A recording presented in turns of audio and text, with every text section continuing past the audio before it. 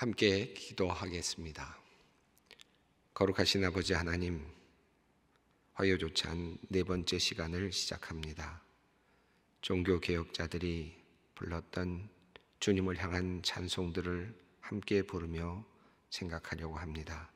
주님, 이 시간 오래전 종교개혁자들이 불렀던 그 노래 속에서 주님을 향한 사랑을 배우게 하시고 신앙의 고백을 우리가 배우게 하여 주시옵소서. 우리도 함께 이 시간 노래하며 찬양하며 우리의 마음이 감동되고 뜨거워지는 귀한 역사가 있게 하여 주시옵소서. 우리 주 예수 그리스도의 이름으로 기도드리옵나이다. 아멘. 사랑하는 소망교회 성도 여러분, 남성교회 회원 여러분, 오늘 화요조찬 네 번째 시간을 시작합니다. 우리가 우리 찬송가 이야기라고 하는 주제로 지금 진행하고 있습니다. 우리 첫 번째 시간에는 성경에 나타난 찬송들에 대해서 살펴보았습니다. 성경 속에 많은 찬송들이 있다는 것을 확인했고, 또 두 번째로는 시편에 대해서 우리가 살펴보았는데, 천사들의 찬송이라고 할 수 있고, 또 하나님께서 우리에게 주신 찬송, 선물로서의 찬송이라고 할 수 있는, 그래서 유대인들로부터 시작해서 이스라엘 백성들로부터 시작해서 오늘 하나님을 섬기는 그리스도인들에게 이르기까지 끊임없이 불려지고 있는 시편에 대해서 공부를 했습니다.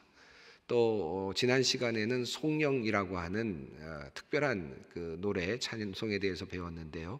이 송영은 찬송의 어떤 가장 기초적인 형태라고 할 수 있겠죠. 성부와 성자와 성령의 이름을 부르면서 하나님께 영광을 올려드립니다 라고 노래하며 영원히, 이렇게 이런 영원히, 또 지금부터 영원히라든지 이런 표현을 통해서 가장 그 짧고 그러면서도 가장 기본적인 아주 중요한 그 찬송의 내용을 담고 있는 그런 찬송, 이 송영에 대해서도 살펴보았습니다. 그리고 이어서 우리는 중세 시대의 노래들을 살펴보았는데, 중세 시대가 가지고 있는 노래의 특성, 찬송의 특성은 사실은 라틴어로 되어 있다는 것이었습니다. 우리가 지난 시간에 우리 한글로 들어서 조금은 그 충분한 이해가 되지 않을 수 있습니다만은, 그러나 라틴어로 예배를 드렸고 또 라틴어로 찬송이 불려졌다라고 하는 것은 우리가 꼭 기억할 필요가 있습니다. 이 라틴어로 찬송이 드려지고 예배가 드려졌다는 것은 그 당시로서는 사람들이 알아들을 수 없는 노래였고 또 예배의 순서였다는 것입니다. 그래서 예배를 드리는 사람들은 전혀 이 내용을 알지 못한 채로 하나님께 이제 예배를 드리게 된 것이죠. 굉장히 웅장한 그런 선율과 그리고 아름다운 노래, 그렇지만 알아들을 수 없는 노래, 또 알아들을 수 없는 예배의 그 뭐랄까요, 사회와 또 말씀, 또 이런 모든 것들이 다 라틴어로 진행이 되었습니다.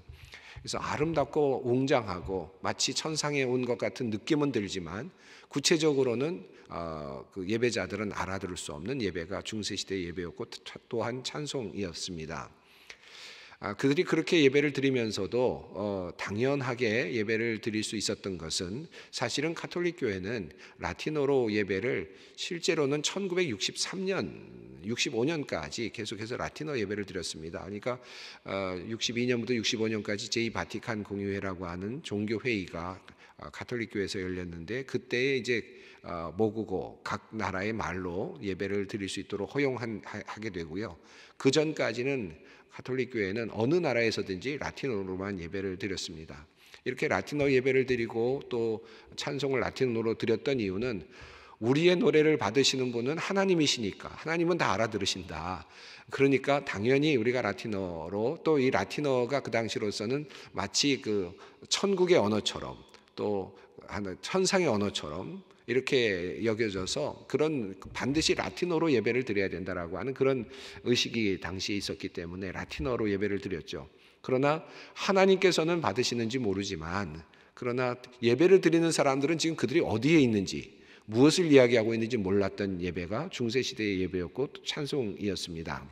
자, 오늘은 종교개혁자들의 찬송, 종교개혁자들의 예배에 대해서 조금 간단히 살펴보려고 하는데요. 이 종교개혁자들이 가지고 있는 가장 중요한 그 찬송과 관련된 내용이 있다면, 그것은 각 나라의 말로 예배를 드리는 사람들이 그 예배의 그 내용을 알 수 있도록, 그리고 또 나아가서 찬송도 그들의 언어로 불려질 수 있도록 해야 한다는 것이 가장 중요한 핵심적인 내용입니다. 그러니까 중세 시대와 종교개혁 시대를 나누는 것이 있다면 바로 라틴어 예배에서 우리가 알아들을 수 있는 언어로 예배를 드리고 또 찬송도 부른다라고 하는 것이 종교개혁 시대를 나누어 주는 굉장히 중요한 분기점 또 잣대라고 할 수 있겠습니다. 이 종교개혁 시대에 지금은 뭐 교파가 굉장히 많잖아요.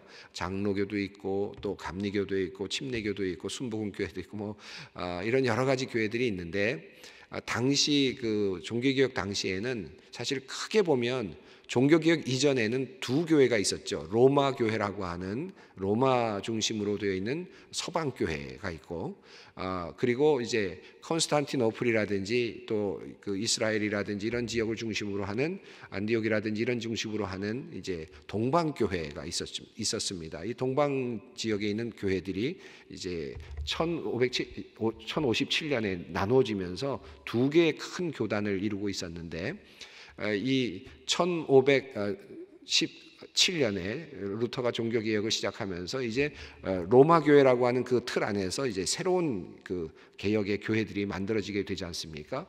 이 종교개혁이죠. 이 종교개혁을 통해서 그 당시에 그 유럽에 있었던 교파는 하나는 아니었습니다.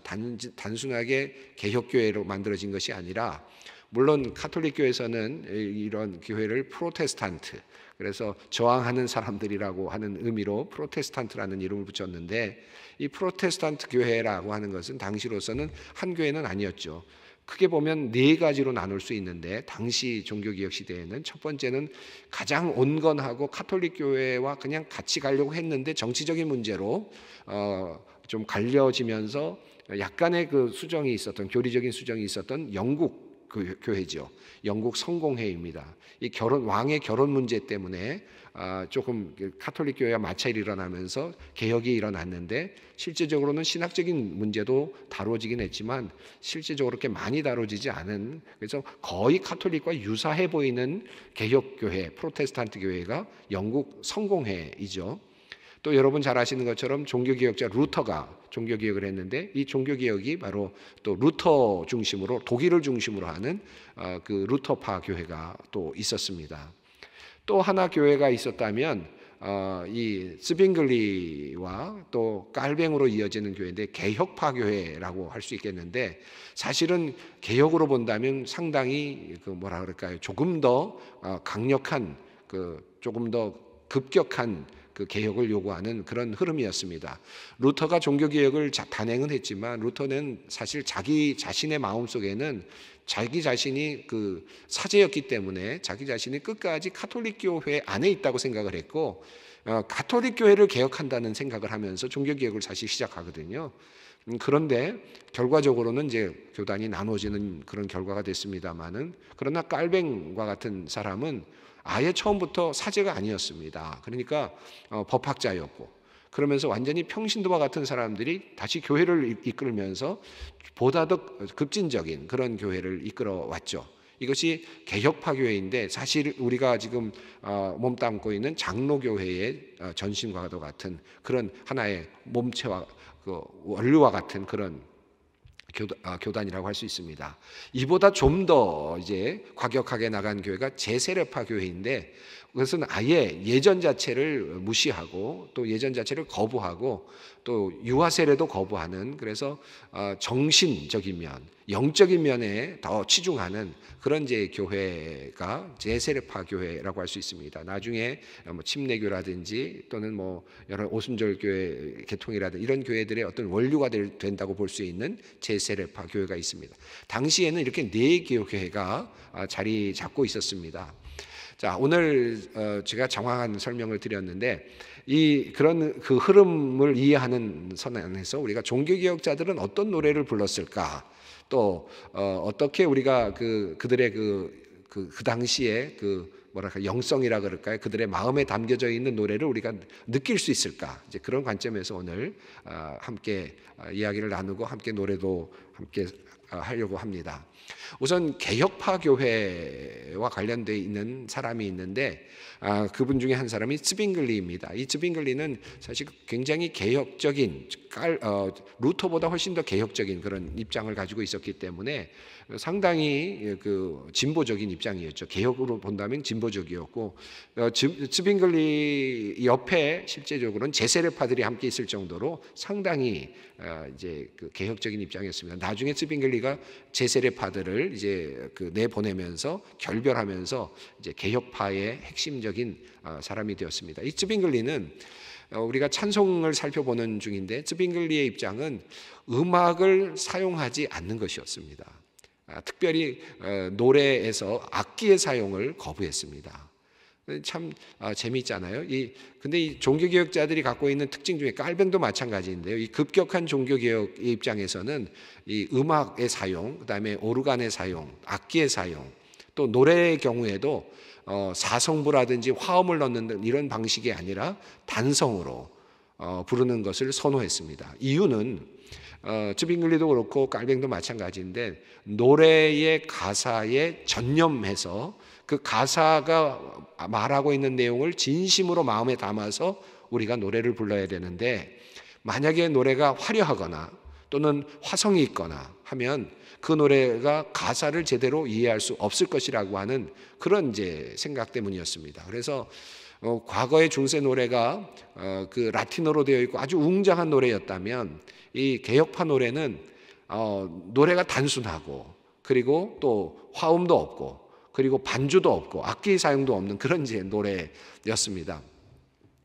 이 츠빙글리는 사실 음악에 대해서는 상당히 많은 식견을 갖고 있는 사람이었습니다. 음악 공부도 했고요. 또 노래도 잘 불렀다 그래요. 그리고 또 그 악기를 또 연주할 수도 있었는데 튜트라고 하는 악기와 바이올린을 연주할 수 있을 정도의 음악에 어떤 재능이 있는 사람이었습니다. 그러니까 음악의 그 기능을 잘 알고 있고 음악이 주는 효과를 잘 알고 있었던 사람인데 그래서 더 그랬는지 츠빙글리는 음악에서 그런 악기들의 사용을 금했습니다. 그래서 이 노래 그 당시에 그 츠빙글리가 있었던 교회가 이제 그 쭈리히의 교회에 있는데 그로스민스터라고 하는 교회 그런 교회였는데 그런 교회에서 사목할 때 예배는 상당히 단순했습니다.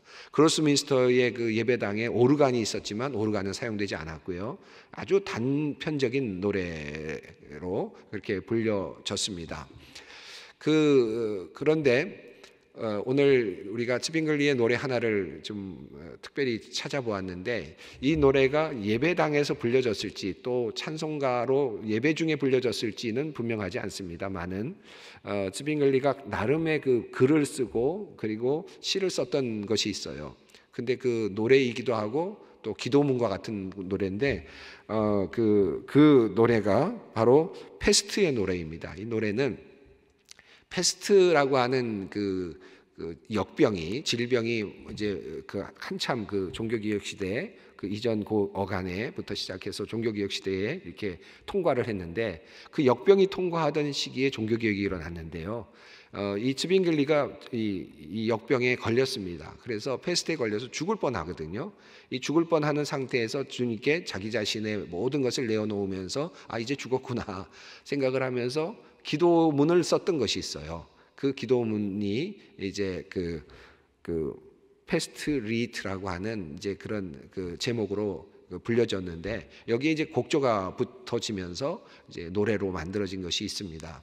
가사로 우리가 선창자 노래 제창을 부르시는 우리 찬양을 불러주시는 우리 장로신학대학교의 우리 성악가들 통해서 학생들 통해서 우리가 노래를 들을 텐데요. 노래를 들으신 다음에는 원래는 이 츠빙글리가 아마 벌떡 일어날 것 같습니다만은 이 노래와 끝난 다음에 이 선율에 맞춰서 우리 오르간 반주자께서 이 즉흥곡으로 이 노래를 한번 좀 의미를 살려서 우리 또 역병을 퇴치하는 그런 의미를 담아서 함께 잠깐 그 오르간 반주를 해주실 겁니다. 그때 가사가 올라갈 테니까 한번 보시면 좋겠습니다.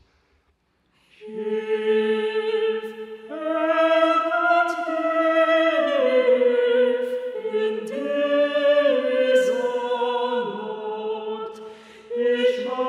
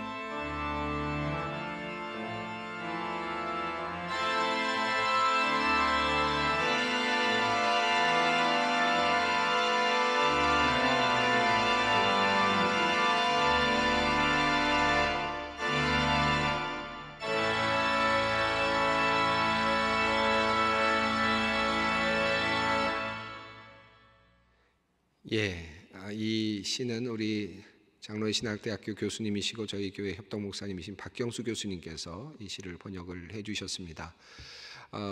흑사병 상황 속에서 흑사병에 걸려서 고통당하는 상황 속에서 부른 노래, 즈빙글리의 그 찬송입니다. 자, 그 다음에 우리가 찬송가에 관련해서 빼놓을 수 없는 분이 있는데 사실은 먼저 다루었어야 될 수도 있습니다만은 루터입니다.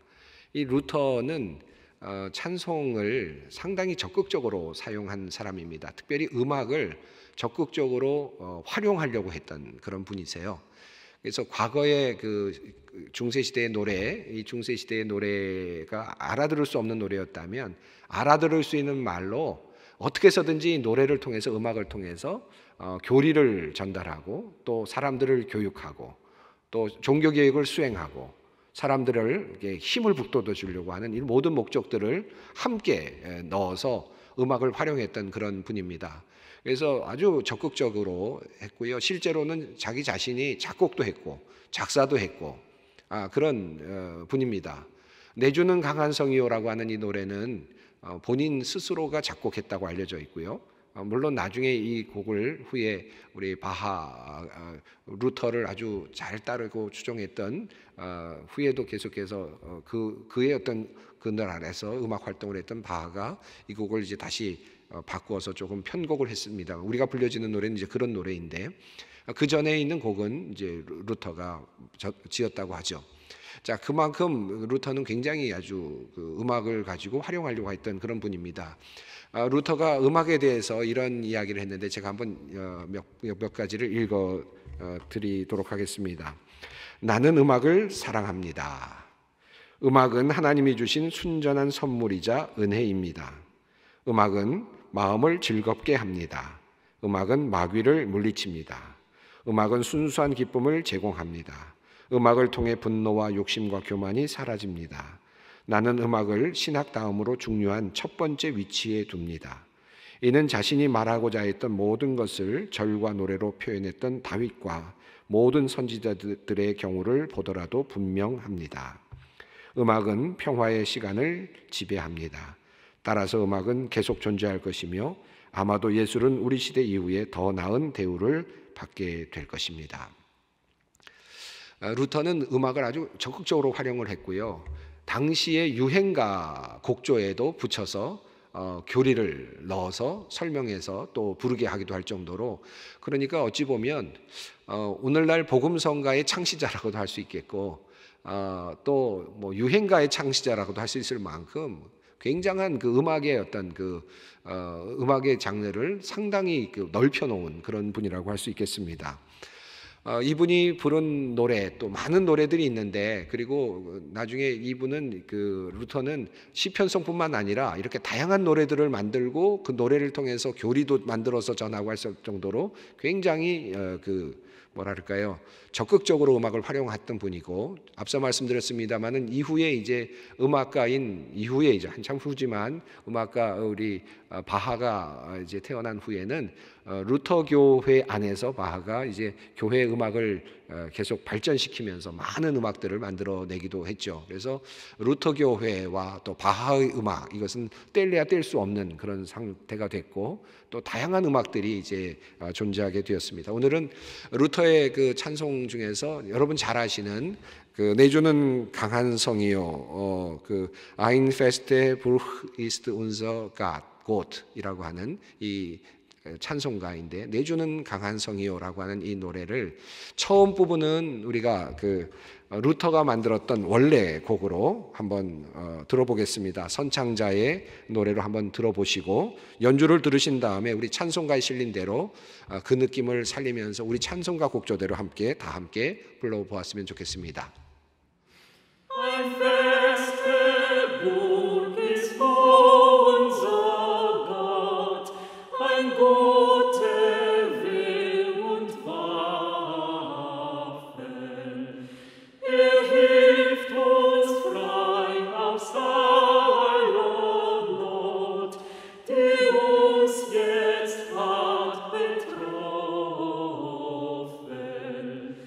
Der Alt böse